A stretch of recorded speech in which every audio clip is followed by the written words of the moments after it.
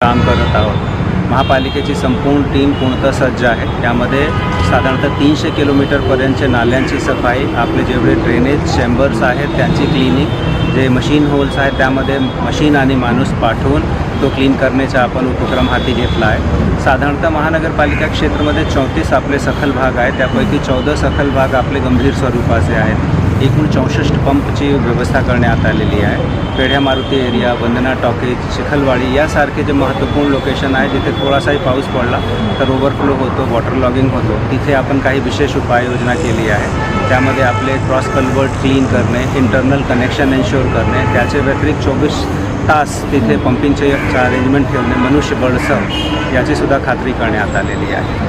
विटावा सबवेची पण आपण पाहणी केली हो, सो विटावा सबवेचीही आपण पाहणी केली आहे। तिथेसुद्धा साधारणतः 40 HP आपण पंप्स बसवले आहेत। तिथे 24 तास 2 कर्मचारी आपण ठेवत आहोत आणि आपल्याकडे पावसाचं प्रमाण तसेच हाई टाईड याचा इशारा आणि त्याचे व्यतिरिक्त नालेमध्ये जे वाहून जाणारा पाणी आहे त्याचे व्हॉल्यूमचा अंदाज घेऊन हे पंप्स आपण टप्प्याटप्प्यामध्ये सुरू ठेवणार आहे।